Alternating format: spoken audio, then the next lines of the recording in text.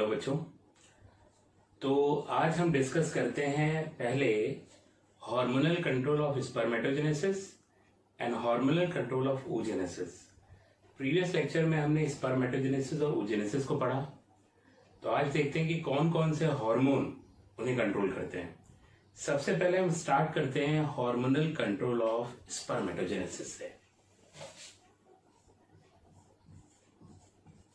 Hormonal control of spermatogenesis, right.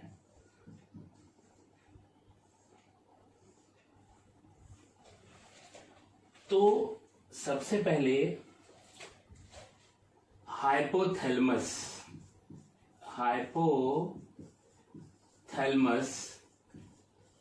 ये secret करता है GnRH।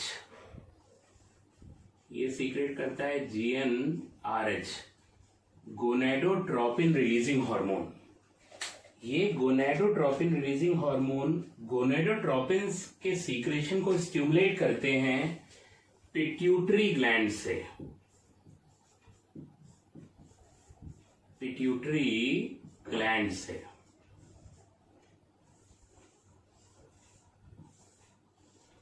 जब GnRH पिट्यूटरी ग्लैंड को स्टिमुलेट करते हैं तो पिट्यूटरी ग्लैंड दो गोनेडोट्रोपिन का सीक्रेशन करता है।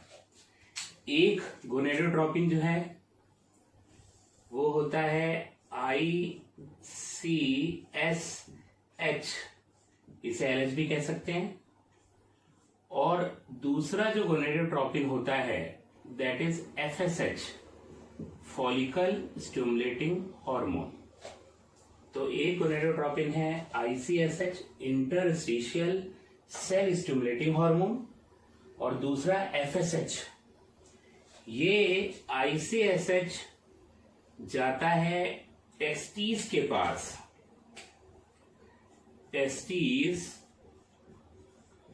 और टेस्टिस में जो लेडिग सेल्स होती हैं,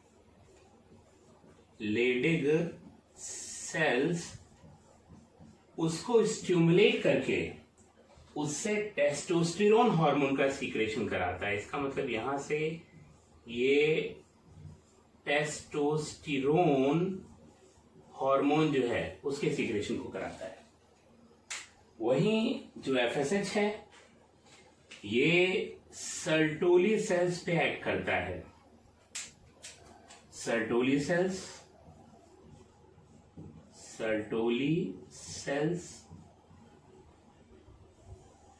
जब हमने सेमनीफेरस ट्यूब्यूल्स के बारे में पढ़ा था तो हमने देखा था कि दो सेल से वो लाइंड होते हैं, एक तो सर्टोली सेल, दूसरे स्पर्मेटोगोनिया, और उनके बीच में जो कनेक्टिव टिश्यू होते हैं वहां पर लेडिग सेल्स थे। तो ये FSH सर्टोली सेल पे जाके इससे कुछ फैक्टर सीक्रेट कराता है, और ये फैक्टर स्पर्मेटोजेनेसिस को प्रमोट करते हैं। इसका मतलब स्पर्मेटोजेनेसिस को प्रमोट करने वाले सर्टेन फैक्टर्स होते हैं which are secreted by Sertoli cells. यही नहीं, टेस्टोस्टेरोन हार्मोन भी स्पर्मेटोजेनेसिस को कराने में इंपॉर्टेंट रोल प्ले करता है। दैट मीन्स स्पर्मेटोजेनेसिस ये दो चीजों से प्रमोट होती है, certain factor secreted by Sertoli cell and by testosterone hormone. Testosterone hormone की वजह से भी आपको बताया था कि सर्टोली सेल एक हार्मोन का सीक्रेशन करते हैं, उसे कहते हैं ABP, एंड्रोजन बाइंडिंग प्रोटीन, जो कि टेस्टोस्टेरोन की कंसंट्रेशन को टेस्टिस में ज्यादा बना के रखते थे। क्यों? क्योंकि टेस्टोस्टेरोन के बिना स्पर्मेटोजेनेसिस पॉसिबल नहीं होती। जब बहुत ज्यादा स्पर्मेटोजेनेसिस हो जाती है तब सर्टोली इनहिबिन हार्मोन का सीक्रेशन करता है। ये इनहिबिन FSH की ओवर एक्टिविटी को चेक करता है कम कर देता है, इसका मतलब। तो आप कह सकते हो नेगेटिव फीडबैक है, दिस इज नेगेटिव फीडबैक। जब बहुत ज्यादा जो है स्पर्मेटोजेनेसिस हो जाता है तो सर्टोली सेल इनहिबिन हार्मोन का सीक्रेशन करता है, जो जाके एफएसएच की ओवर एक्टिविटी को चेक करता है। दैट मीन्स वो एफएसएच के सीक्रेशन को पिट्यूटरी ग्लैंड से इनहिबिट कर देता है ताकि और ज्यादा स्पर्मेटोजेनेसिस ना हो। केवल इतना ही नहीं, टेस्टोस्टेरोन भी जब ज्यादा होता है तो नेगेटिव फीडबैक का काम करता है for the secretion of GnRH from hypothalamus and ICSH from pituitary gland. Hypothalamus blood में हर हार्मोन के लेवल को चेक करता है। अगर वो हार्मोन का लेवल एक लेवल से ज्यादा है, ऐसे केस में ये उस हार्मोन के सीक्रेशन को रोक देता है। हाइपोथैलेमस, कौन? हाइपोथैलेमस।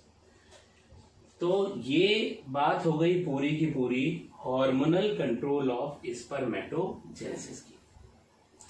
अब बात करते हैं हार्मोनल कंट्रोल ऑफ oogenesis। कौन कौन से हार्मोन oogenesis को कंट्रोल करते हैं? तो बात करते हैं हार्मोनल कंट्रोल ऑफ oogenesis।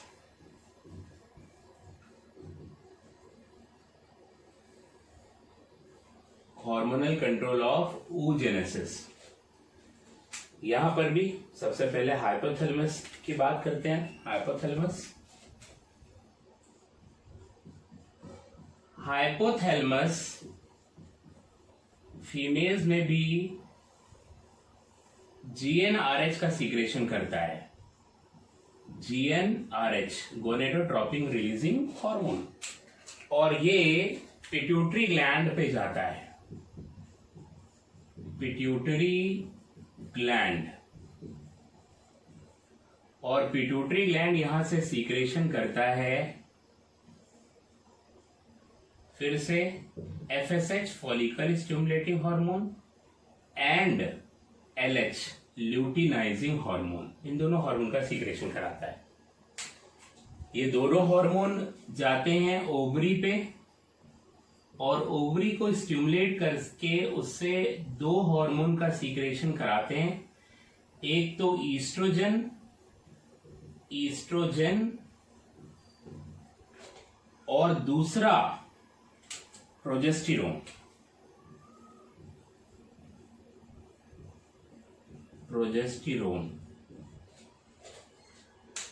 जब तक ईस्ट्रोजन अकेला होता है वो पॉजिटिव फीडबैक का काम करता है for the secretion of gonadotropins from pituitary gland and gonadotropic hormones from hypothalamus. मतलब जब अकेला ईस्ट्रोजन होता है तो पिट्यूटरी ग्लैंड से FSH और LH के सीक्रेशन को और स्टिमुलेट करता है। जितना ज्यादा ईस्ट्रोजन सीक्रेट होगा उतना ही ज्यादा FSH और LH का सीक्रेशन कराएगा पिट्यूटरी ग्लैंड से। यही नहीं, बल्कि जितना ज्यादा ईस्ट्रोजन का सीक्रेशन होगा उतना ही ज्यादा सीक्रेशन वो हाइपोथैलेमस से GnRH का कराएगा। That means estrogen act as positive feedback for the secretion of gonadotropin from pituitary gland and gonadotropic releasing hormone from hypothalamus। दोनों जगह पे पॉजिटिव फीडबैक का काम करेगा। मगर जब ईस्ट्रोजन और प्रोस्टोन दोनों साथ में ज्यादा होते हैं तो दोनों जो है वो नेगेटिव फीडबैक का काम करते हैं। इसका मतलब वो गोनेडोट्रोपिन्स के सीक्रेशन को इनहिबिट करते हैं। अकेले ईस्ट्रोजन गोनेडोट्रोपिन्स के सीक्रेशन को इंक्रीज कर रहा था, मगर ईस्ट्रोजन और प्रोस्टोन दोनों मिलके गोनेडोट्रोपिन के सीक्रेशन को क्या करते हैं? इनहिबिट करते हैं, कम करते हैं। और ये चीज और ज्यादा हमें समझ में आएगी मेंस्ट्रुअल साइकिल में। तो after hormonal control of spermatogenesis and oogenesis, now we are going to discuss about menstrual cycle. Okay, let us start with menstrual cycle. Menstrual cycle is the cyclic changes in the endometrium of primate females. ये cyclic changes हैं primate females के endometrium में। अब ये primate mammals क्या होते हैं? Primate mammals में आते हैं humans, ape, monkey, lemur, tarsiers and lorises. तो इन सब प्राइमेट मैमल्स के एंडोमेट्रियम में जो चेंजेस होते हैं उसी को हम मेंस्ट्रुअल साइकिल कहते हैं। जो नॉन प्राइमेट मैमल्स हैं उनके एंडोमेट्रियम में भी चेंजेस होते हैं, पर वो डिफरेंट होते हैं और उन्हें हम कहते हैं ईस्ट्रस साइकिल। तो यहां पर हम बात करते हैं menstrual cycle in human females. Human females में menstrual cycle that occurs at puberty and that is known as menarche.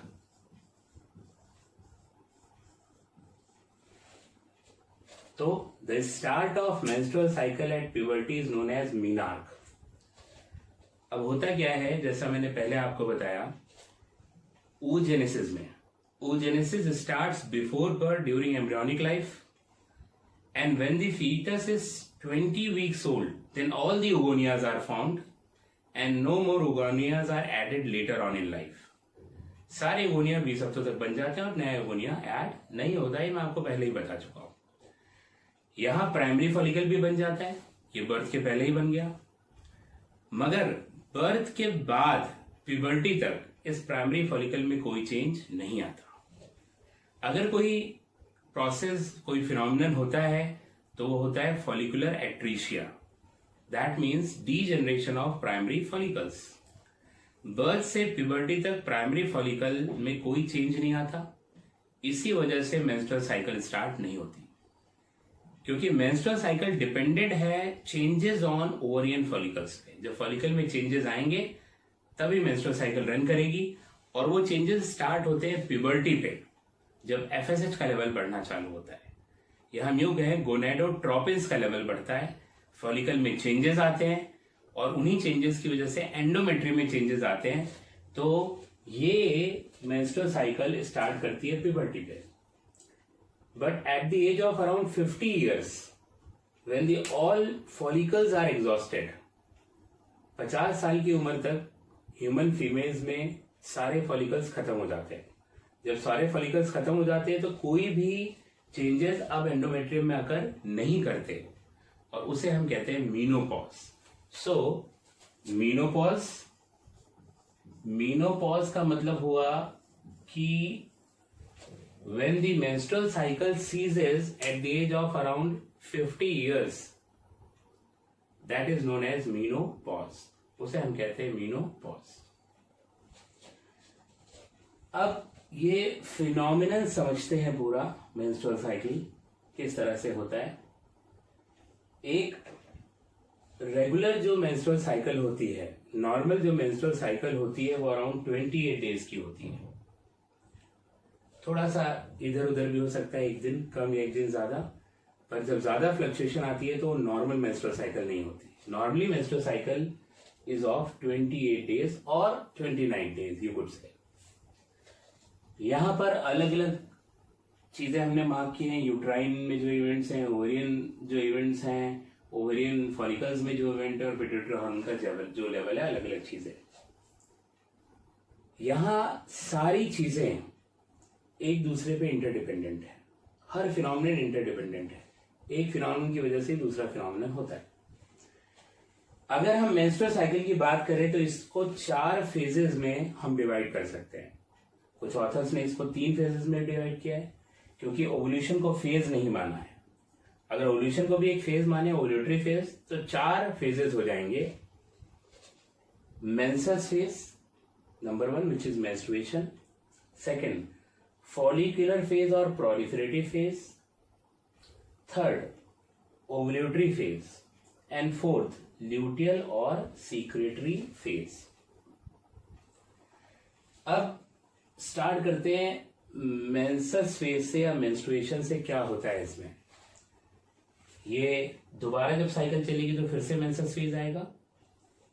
Menses phase में क्या होता है कि endometrium along with the lining of blood vessels, these endometriums along with the lining of blood vessels, they broke off, ये टूट जाते हैं। ऐसा इसलिए होता है क्योंकि प्रोस्टॉन का लेवल डाउन हो जाता है, कम हो जाता है। तो आप कह सकते हो due to decrease secretion of progesterone the lining of endometrium along with the blood vessel breaks off. This is known as menses phase और menstruation. इसी को menses phase या menstruation कहते हैं।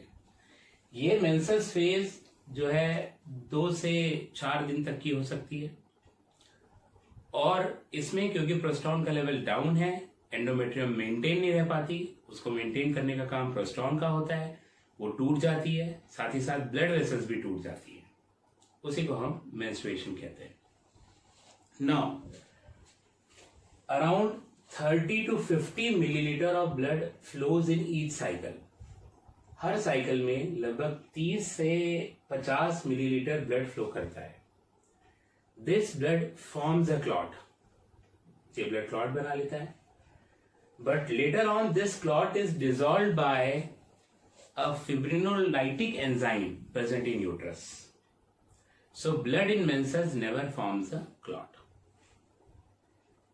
क्या होता है कि जैसे ही ब्लड जो है फ्लो किया वो क्लॉट बना लेता है, मगर उस क्लॉट को तुरंत ही डिसॉल्व कर देता है फिब्रिनोलाइटिक एंजाइम, और इसी वजह से ब्लड कभी भी क्लॉट नहीं करता मेंसेस फ्लूइड में, and it flows out through vagina. So we can sum it up and you can write it down.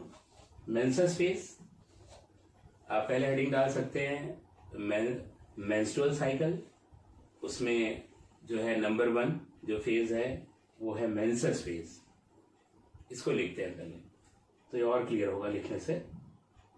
लिखिए, due to decrease level of progesterone endometrium breaks off along with the lining of blood vessel.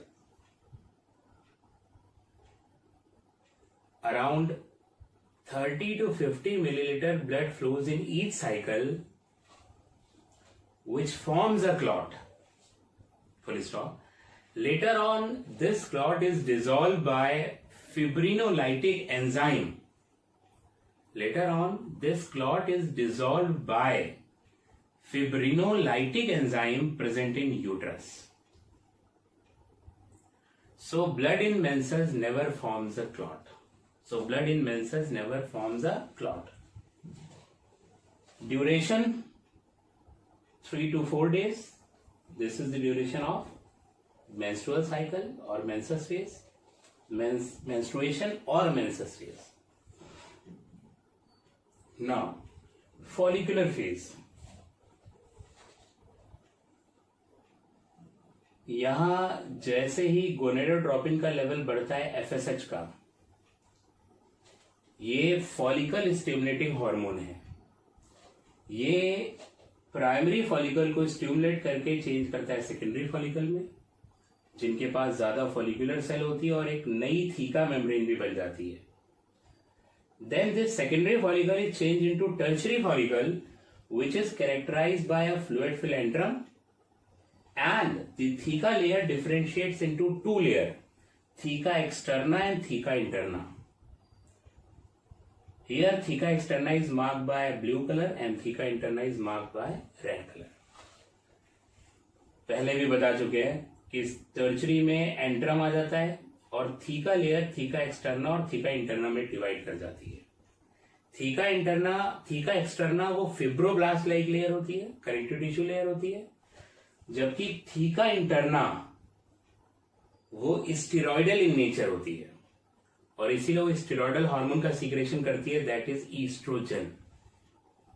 So the function of tertiary follicle और the function of theca interna of tertiary follicle is secretion of estrogen. तो जैसे ही ये theca interna developed होती है tertiary follicle में, estrogen का secretion बढ़ने लगता है, बढ़ने लगता है, बढ़ने लगता है। और अभी हमने पढ़ा इसी लेक्चर में कि जब ईस्ट्रोजन अकेले बढ़ता है तो वो गोनेडोट्रोपिन्स के अमाउंट को बढ़ा देता है, साथ ही साथ वो GnRH के अमाउंट को भी बढ़ाता है, गोनेडोट्रोपिन रिलीजिंग हार्मोन। तो ईस्ट्रोजन जैसे जैसे बढ़ता चला जाता है वो FSH को और LH को दोनों को बढ़ाता चला जाता है। ईस्ट्रोजन बढ़ता गया, बढ़ाता चला गया। जैसे जैसे टर्चरी फॉलिकल डेवलप्ड होता है, ग्राफिन फॉलिकल में बदलता है, वैसे वैसे ईस्ट्रोजन का सीक्रेशन बढ़ना चालू होता है, वो बढ़ता चला जाता है। और ईस्ट्रोजन का सीक्रेशन वो पॉजिटिव फीडबैक देता है for the secretion of LH and FSH। LH और FSH का भी सीक्रेशन बढ़ता चला जाता है अलॉन्ग विद ईस्ट्रोजन। तो ईस्ट्रोजन बढ़ता गया, LH और FSH बढ़ता चला जाता है, और इसी फेज को हम कहते हैं फॉलिकुलर फेज या प्रोलिफेरेटिव फेज। फॉलिकुलर फेज क्यों? क्योंकि फॉलिकल्स का डेवलपमेंट हो रहा है, इसीलिए फॉलिकुलर फेज है। अब इसे प्रोलिफेरेटिव फेज क्यों कहते हैं? ये जो ईस्ट्रोजन बढ़ रहा है, ईस्ट्रोजन का फंक्शन होता है कि वो एंडोमेट्रियम की लाइनिंग को रिपेयर करता है, रीजनरेट करता है, उस सेल डिवीजन को प्रमोट कराता है। तो सेल डिवीजन को प्रमोट करके this estrogen maintains the lining of endometrium and it also causes the proliferation of endometrium. ये इसकी लाइनिंग को मेंटेन रखता है, साथ ही साथ इसका प्रोलिफरेशन कराता है, मतलब एंडोमेट्रियम को बढ़ाता है। इसीलिए एंडोमेट्रियम अब रीग्रो करती चली जाती है और ब्लड वेसल्स भी ग्रो करती चली जाती है। इसीलिए इसको प्रोलिफेरेटिव फेज कह रहे हैं, because in this phase proliferation of endometrium takes place. यहां प्रोलिफरेशन होता है एंडोमेट्रियम का, और ये फेज 4 से 14 दिन तक, 4 to 14 डेज और 5 to 14 डेज तक रन करती है। क्योंकि मेंसेस फेज वो वेरी करती है फीमेल टू फीमेल में, that can occur for 4 days, that can also occur for 5 days. तो रफली 5 to 14 डेज तक ये फॉलिकुलर फेज या प्रोलिफेरेटिव फेज रन करती है। तो इसमें क्या होता है, मैं एक बार फिर से सीक्वेंस से बता देता हूं और आप उसे नोट डाउन कर लीजिए।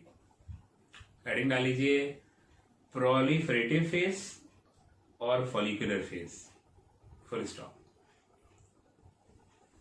As the level of FSH increases, it stimulates the growth of follicles. Primary follicle changes into secondary follicle and secondary follicle changes into tertiary follicle. Full stop. In tertiary follicle, theca layer differentiates into theca externa and theca interna. Theca externa has fibroblast-like cells, whereas theca interna has cells of steroidal nature. Cells of steroidal nature. theca interna की जो sales है उसका nature steroidal है और वो एक hormone secrete करती है ईस्ट्रोजन, उस पॉइंट को लिखते हैं। Theca interna start secreting hormone oestrogen,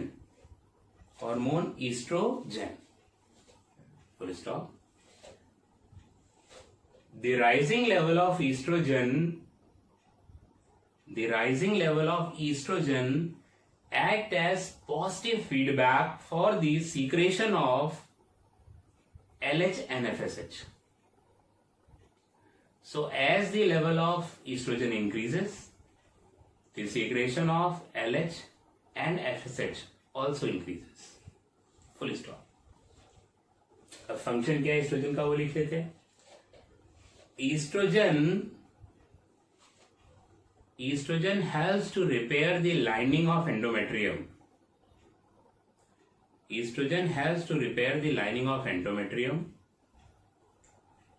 Full stop. It also causes proliferation of endometrium as it promotes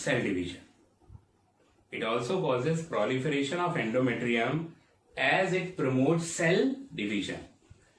ये एंडोमेट्रियम का प्रोलिफरेशन भी कराता है क्योंकि ये सेल डिवीजन को प्रमोट करता है। तो सेल डिवाइड करते हैं और एंडोमेट्रियम बढ़ती चली जाती है, उसका रिपेयर होता है, ब्लड वेसल्स का रिपेयर होता है, ये सारा काम एस्ट्रोजन करता है। अब नेक्स्ट फेज देखते हैं, that is ovulatory phase. Estrogen का अमाउंट बढ़ता चला जाता है। जब ईस्ट्रोजन का अमाउंट पीक लेवल पर पहुंचता है तो LH और FSH के अमाउंट को भी या सीक्रेशन को बहुत ज्यादा बढ़ा देता है, पीक लेवल पे बढ़ा देता है. when the secretion of LH increases at the peak level, that is known as LH surge. इसे हम कहते हैं LH surge जब LH का अमाउंट सबसे ज्यादा हो जाता है. ये जो LH हार्मोन है इसके रिसेप्टर्स ग्राफियन फॉलिकल पे प्रेजेंट होते हैं.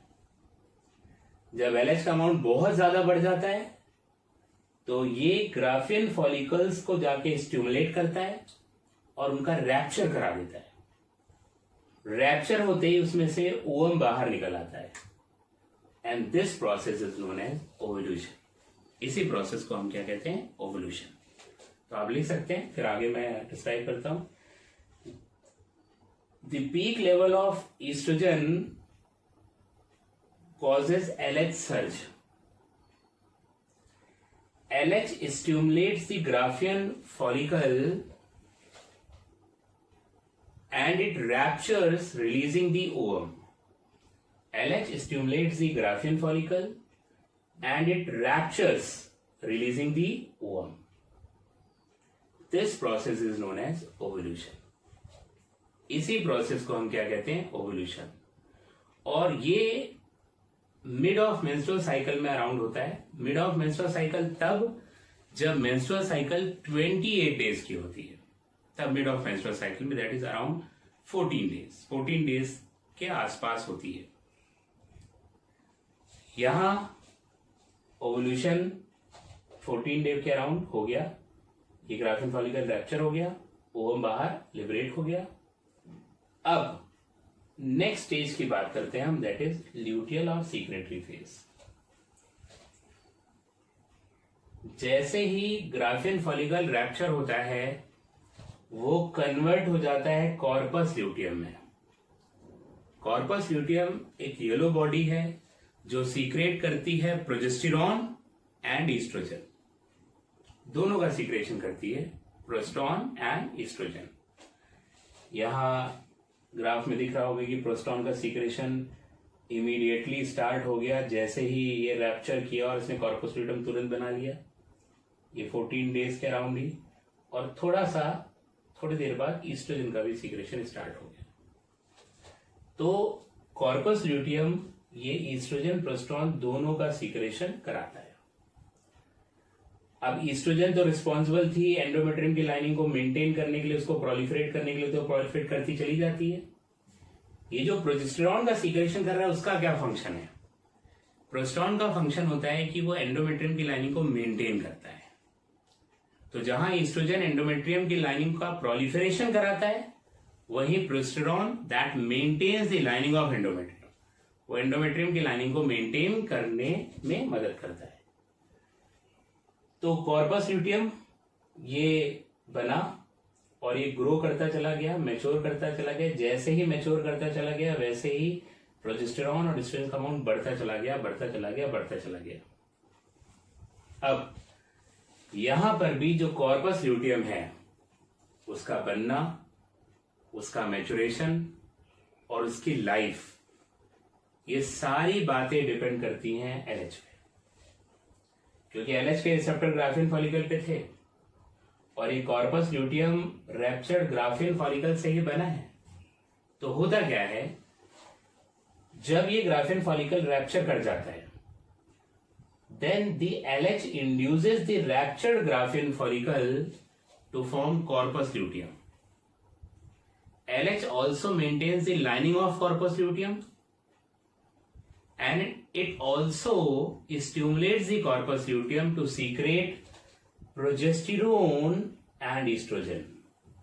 इसका मतलब कॉर्पस ल्यूटियम को बनाना, उसका मैच्योरेशन कराना, उसकी लाइफ को मेंटेन रखना और उससे प्रोजेस्टेरोन और ईस्ट्रोजन दोनों का सीक्रेशन कराना, ये सब जिम्मेदारी है किसकी? LH की.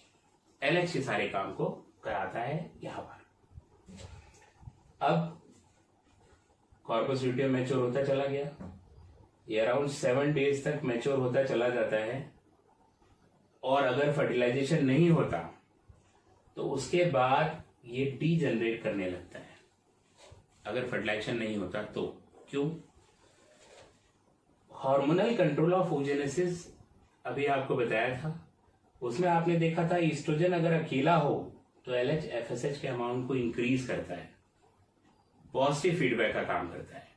पर जब ईस्ट्रोजन प्रोस्ट्रॉन दोनों का सीक्रेशन होने लगता है साथ में, तो they act as negative feedback for the secretion of LH and FSH।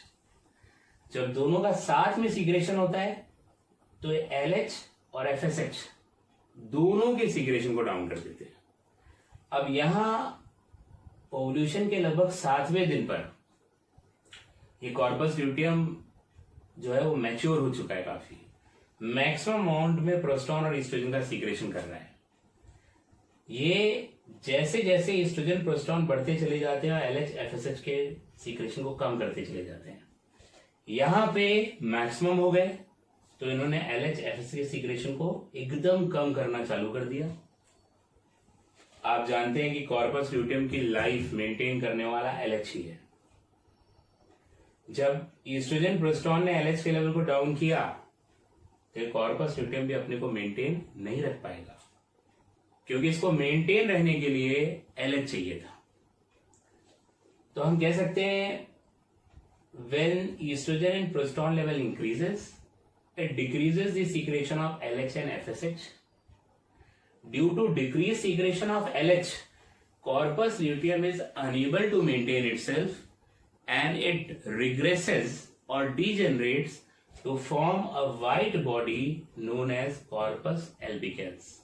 And this corpus albicans does not secrete estrogen or progesterone. तो अपने आप को मेंटेन नहीं रख पाता। ओवल्यूशन से 7 दिनों तक ये मैच्योर होता है, फिर इसका रिग्रेशन चालू हो जाता है, डिजनरेशन चालू हो जाता है और अगले 7 दिन में ये कॉर्पस एल्बिकेंस जो कि वाइट बॉडी है उसमें बदल जाता है। इसका मतलब यहाँ 14 डे तो 7 और 7 14 डेज, ये 28वें दिन लगभग ये कॉर्पस ल्यूटियम वो कॉर्पस एल्बिकेंस में बदल जाता है और ईस्ट्रोजन और प्रोस्टॉन का सीक्रेशन वो रुक जाता है। जैसे ही प्रोस्टॉन का सीक्रेशन डाउन होता है ये एंडोमेट्रियम अपने को मेंटेन नहीं रख पाती और टूटने लगती है। क्यों? क्योंकि आपको बताया कि जो प्रोजेस्टेरॉन है उसका फंक्शन है it maintains the lining of endometrium.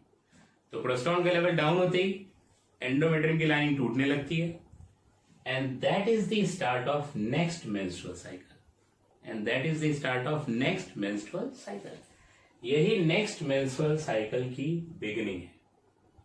यहाँ प्रोस्टॉन कम हुआ, एंडोमेट्रियम की लाइनिंग टूटी, साथ में ब्लड वेसल टूटी and they flows out through vagina and this is menses phase. यही मेंसेस फेज होती है।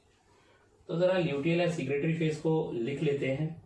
जो आप लिखेंगे पॉइंट वाइज तो वो आपको और क्लियर हो जाएगा जो बातें मैंने बताई है, और उसके बाद उससे पढ़ेंगे बाद में रिवीजन के लिए तो और क्लियर होता जाएगा वो। तो ल्यूटियल और सीक्रेटरी फेज, ल्यूटियल फेज कहते हैं इसे क्योंकि कॉर्पस ल्यूटियम बनता है। सीक्रेटरी फेज कहते हैं क्योंकि इसमें ईस्ट्रोजन प्रोस्टॉन दोनों का सीक्रेशन होता है। ये सीक्रेशन वाली फेज है इसलिए सीक्रेटरी फेज कहते हैं। तो लिखिए ल्यूटियल और सीक्रेटरी फेज।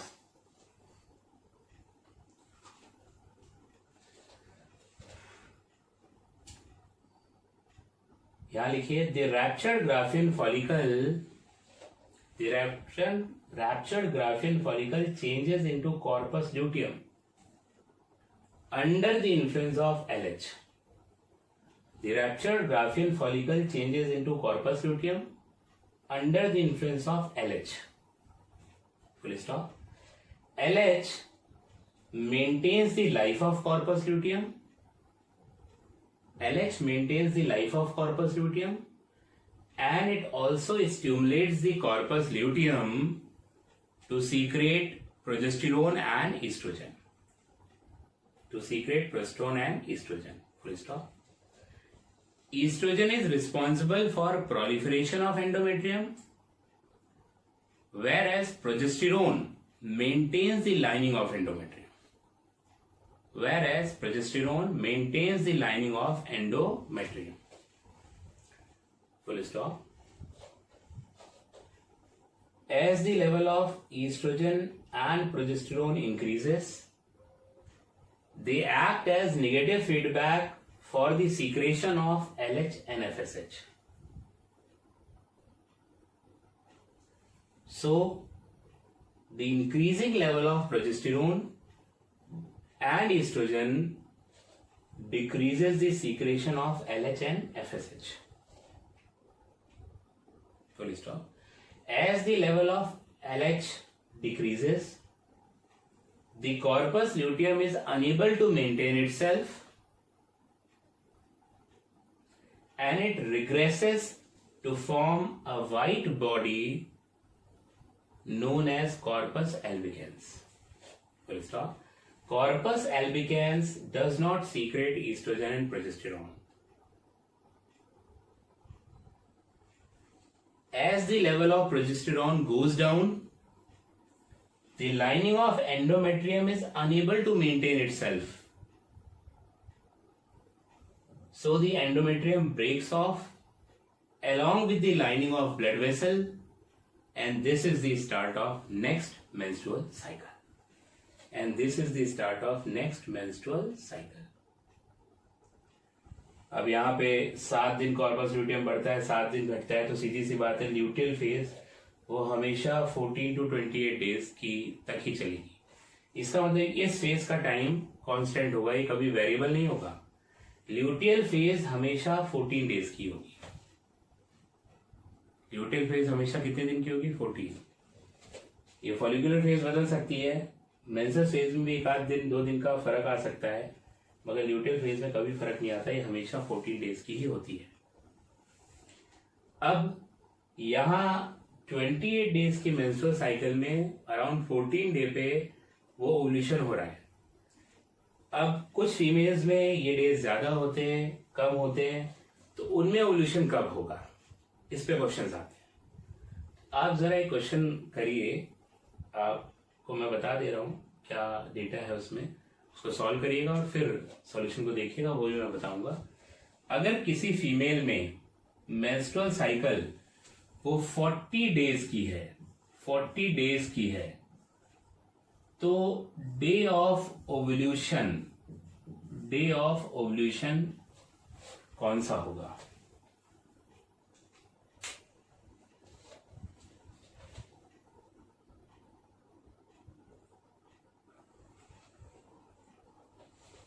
तो आपने पॉज करके आंसर निकाला होगा, सभी लोगों ने ट्राई किया होगा।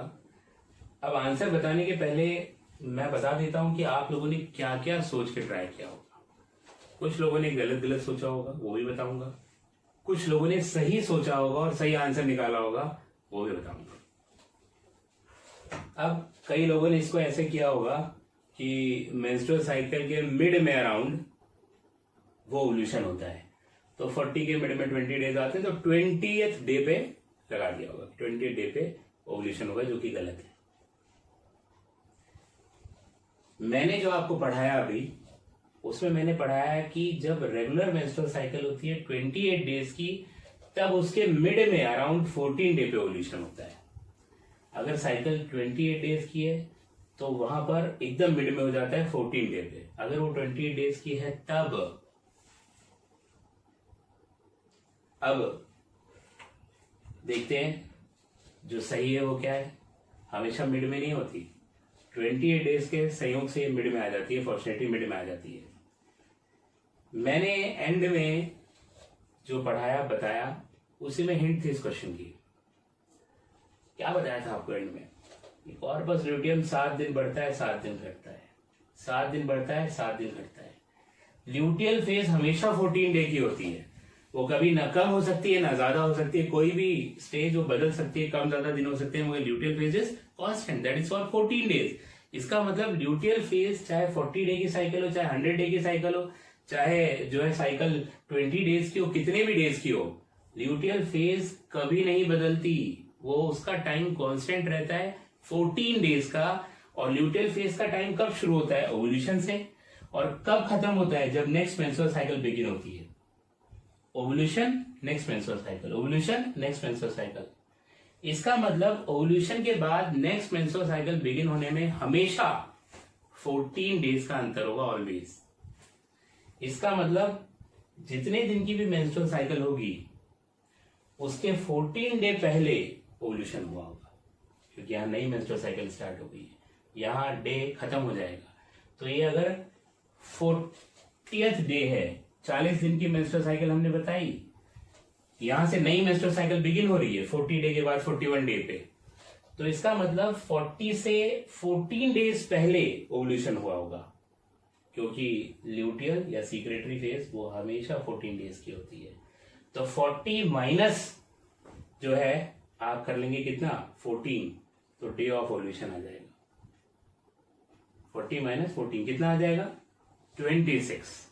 अब जिन लोगों ने आंसर 26 लगाया है दे आर राइट, यहां बिल्कुल बीच में नहीं आए। और इसका एक सिंपल सा फॉर्मूला भी है, अगर फॉर्मूले की हम बात करें, ज्यादा दिमाग लगाने की जरूरत ही नहीं है कि डे ऑफ ओव्यूलेशन क्या होता है, तो वो हम फॉर्मूले से ही पढ़ लेते हैं। देखिए, अगर आपको पता लगाना हो डे ऑफ ओव्यूलेशन, कौन से डे पे ओव्यूलेशन हुआ, बहुत इंपॉर्टेंट क्वेश्चन है ये। तो number of days in menstrual cycle -14, because luteal phase is constant, that is of 14 days, that is always of 14 days। तो डे ऑफ ओव्यूलेशन पता लगाना है, number of days in menstrual cycle हमारे question में 40 था और माइनस क्या कर दिया 14, तो जो ओव्यूलेशन का डे आया वो 26 आया। एक और क्वेश्चन ट्राई कर लीजिए, अब तो आसान हो गया, बहुत आसान हो गया। अगर किसी फीमेल में मेंस्ट्रुअल साइकिल 30 डेज की है, मेंस्ट्रुअल साइकिल कितने डेज की है 30 डेज की, आप मुझे बताइए डे ऑफ ओव्यूलेशन क्या होगा। मेरे ख्याल से बहुत आसानी से आ गया होगा। Day of ovulation is equal to number of days in menstrual cycle -14, तो 30 में से 14 माइनस करेंगे कितना आएगा 60। देखिए 2 दिन यहां बढ़ गई तो यहां भी 2 दिन बढ़ गया, क्योंकि ल्यूटियल फेज वो हमेशा कांस्टेंट होता है, वो हमेशा कितने डेज का होता है, वो हमेशा 14 डेज का ही होता है। तो ये बात हो गई मेंस्ट्रुअल साइकिल की। हमने ये भी बात की कि किस तरह का क्वेश्चन आता है। ये तो एक क्वेश्चन है जो फॉर्मूला बता देने के बाद बहुत आसान हो गया आपके लिए, पर बहुत इंपॉर्टेंट क्वेश्चन है।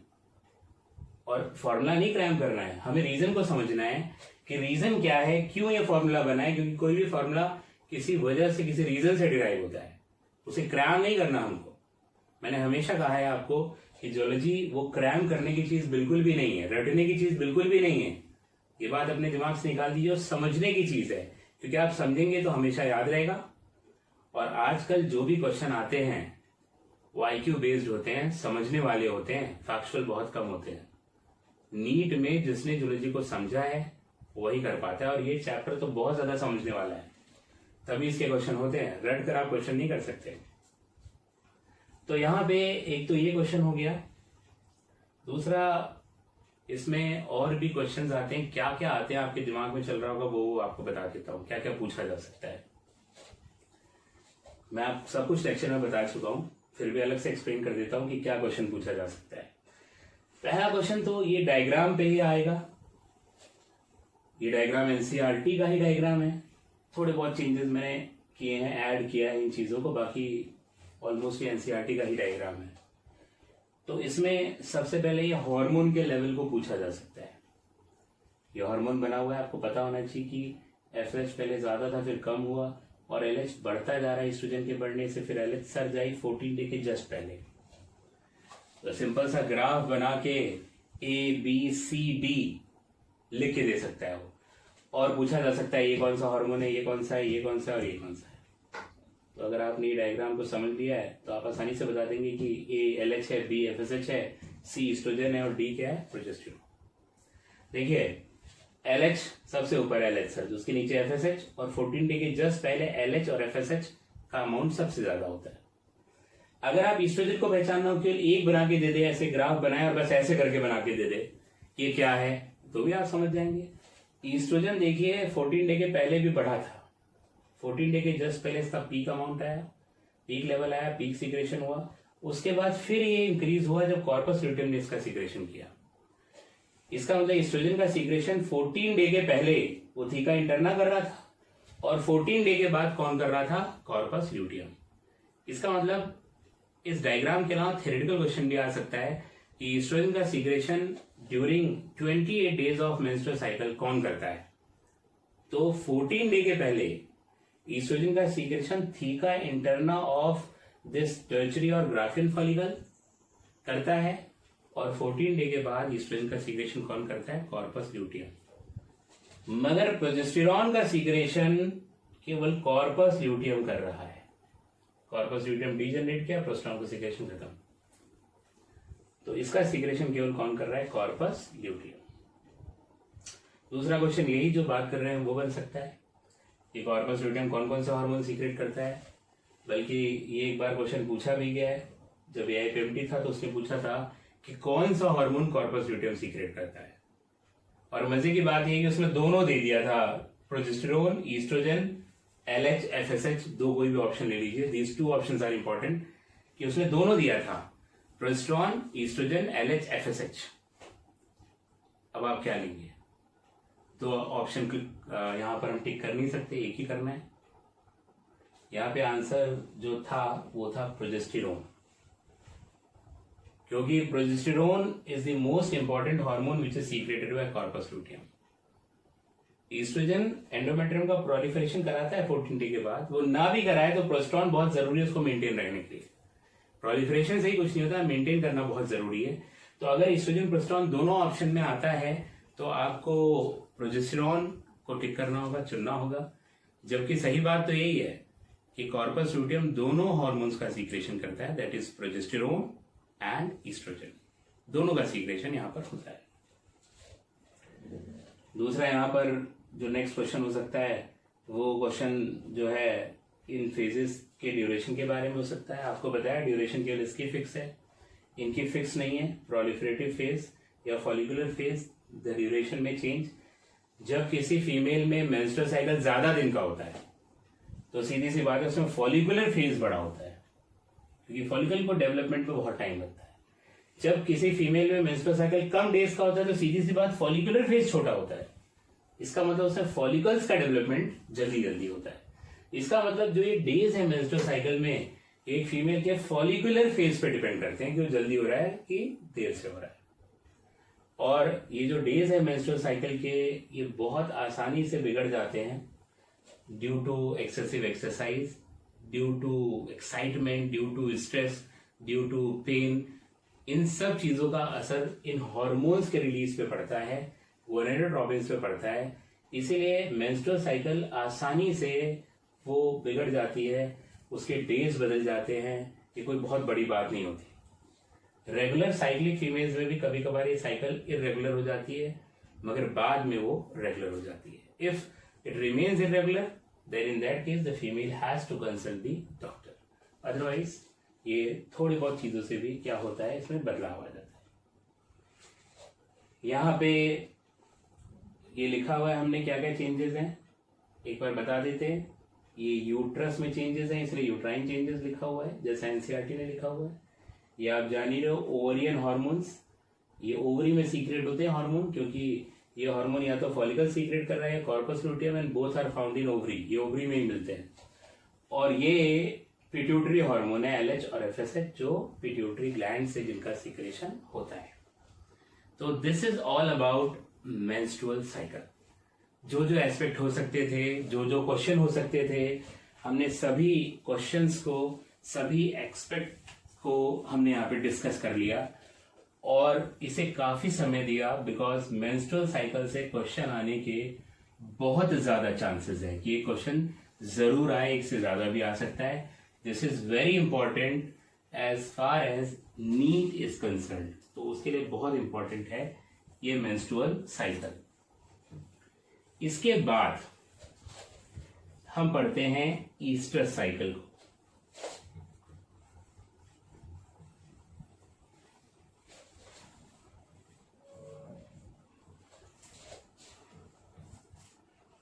Okay, oestrus cycle. अभी आपको मेंस्ट्रुअल साइकिल बताते हुए इसके बारे में थोड़ा सा बताया था कि Easter cycle is the cyclic changes which occurs in non-primate females. हमने क्लास मैमेलिया पढ़ा था, उसमें प्राइमेट्स जो है वो एक ऑर्डर होता है और बाकी सब नॉन प्राइमेट होते हैं, जैसे कि आप कह सकते हो काउ, शीप, गोट, हॉर्स, ये सब नॉन प्राइमेट फीमेल्स में आते हैं. तो Easter cycle is the cyclic changes in the endometrium of non-primate females. What are the differences between menstrual and Easter cycle? जो सबसे मेन डिफरेंस है वो ये है कि in Easter cycle there is no menstruation at the end of this cycle. कोई menstruation नहीं होता, menses flow नहीं होता इसमें.